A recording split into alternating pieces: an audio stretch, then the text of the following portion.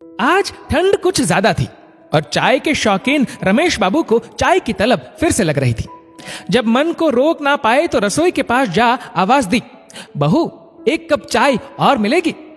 हाँ हाँ, मुझे तो और कोई काम है ही नहीं चाय बनाने के अलावा। सुबह से 2 कप तो पिला दी है, अब 2 बर्नर के चूल्हे में से एक पे सिर्फ चाय बनाऊंगी तो बन गया नाश्ता खाना आपके बेटे का एक बर्नर पर।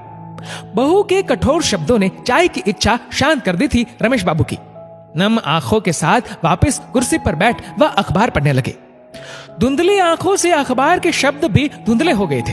उन काले अक्षरों के बीच उन्हें अपनी पत्नी रमा का चेहरा दिख रहा था, जैसे कह रही हो, बहू की बातों का बुरा मत मानना जी, इस उम्र में इतनी चाय पीना अच्छी बात नहीं, आपके स्वास्थ्य के लिए ही कह रही है बहू।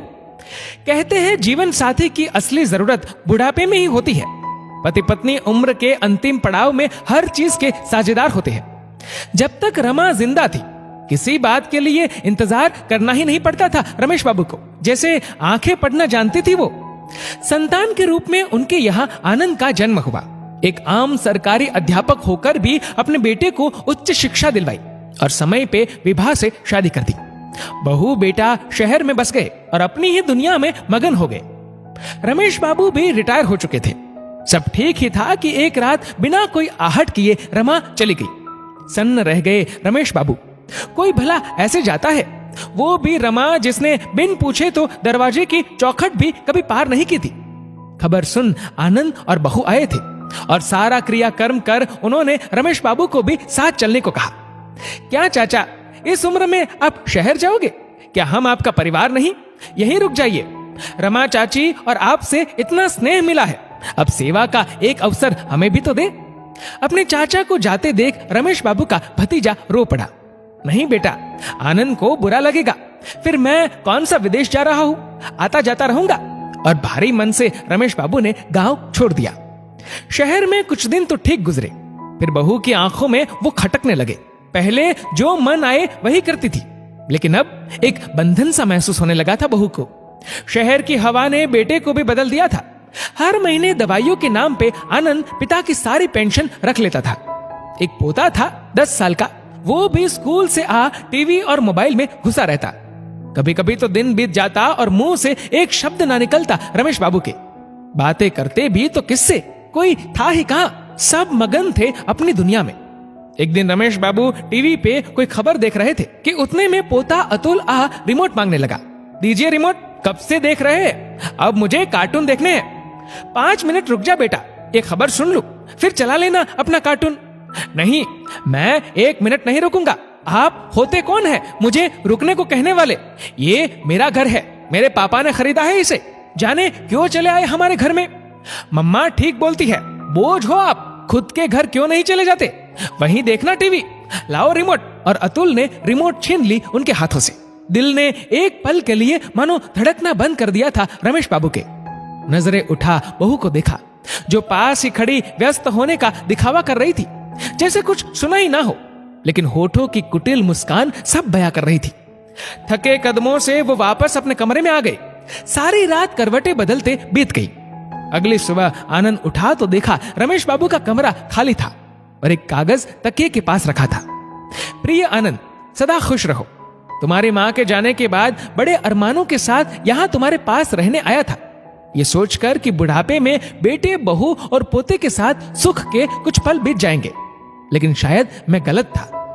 जिस बेटे को अपने खून से सींचा, उसे अब अपने पिता से नहीं, उसकी पेंशन से ज्यादा मोह हो गया है। शायद मेरे रहने से बहू को वो आजादी नहीं रह गई जो पहले थी। मैं तो अपने अंतिम पलों में सुख ढूंढने आया था, ना कि तुम सब पे बोझ बनने। मैं वापस गांव जा रहा हूं। तुम्हारा पिता बूढ़ा जरूर हुआ है, लेकिन उसका आत्मसम्मान अभी जिंदा है, और यह आत्मसम्मान मरने पे ही मरेगा। मेरी फिक्र मत करना, पेंशन आती है मेरी, तो 2 वक्त की रोटी कोई भी खिला देगा। तुम्हारा पिता। सर पकड़े वहीं बैठ गया आनंद। आंखों से आंसू गिरने लगे।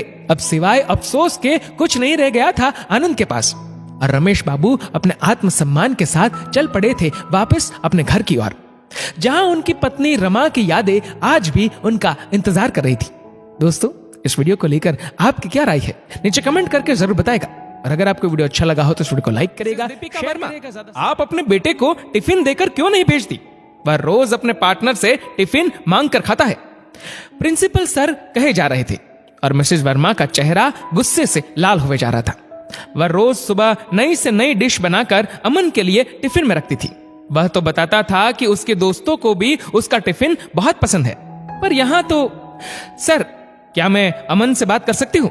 मुझे लगता है कोई उसका टिफिन चुरा लेता होगा, दीपिका बोली। मैंने भी यही सोचा था, पर उसने कुछ ऐसा बताया कि कहते हुए प्रिंसिपल सर रुक गए। उन्होंने सर नीचे कर लिया, फिर भी उनकी आंखों में भर आए आंसू दीपिका से छिप न सके।